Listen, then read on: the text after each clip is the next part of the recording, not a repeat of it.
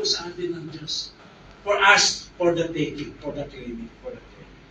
Kaya iba makikita niya, bakit siya ganoon? Nanampalataya siya eh. Naging tapat siya eh. That person obeyed eh. Kaya ano siya ng pagpapala? Subukan mo, maging tapat sa Diyos. Subukan mo sumunod.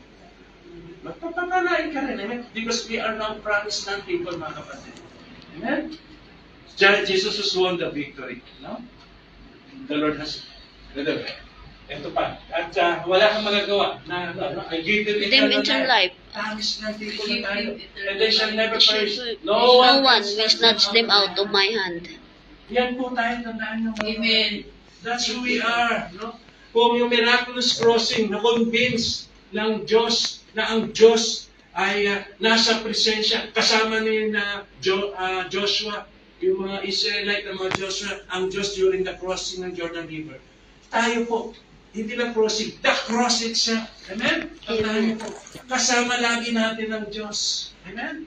At hindi lang basta Diyos. No? Let the cross convince you, mga kapatid. Sabi nga, by this crossing you shall know that the living God is among you. Ito yung yung mga panahon ni Joshua. At sa atin naman, yung cross ni Jesus. Let the cross of Jesus convince you, mga kapatid, no? Na ang Diyos po ay kasama mo. Let the cross convince you, no? Na ang Diyos ay hindi ka pababayaan, will care for you. Sabi nga sa Psalms 112 verse 7, no? Sabi po rito, He is settled in His mind that Jehovah will take care of Him. Yan ang mga promise lang dito. Tayo po, tandaan po, you have been saved by the Lord. Tandaan po, settled ka na dapat sa isip mo. Na hindi lang Jehovah Daddy in heaven, our Father in heaven. Kasi Old Testament ng Psalms, tayo ngayon, Daddy na, hindi na Jehovah ang tingin natin sa Amen? Amen.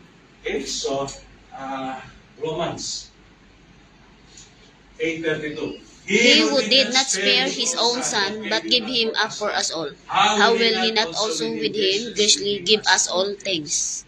I suggest po, mga kapatid, bilang anak ng Diyos, memorize this. Memorize this. Wait.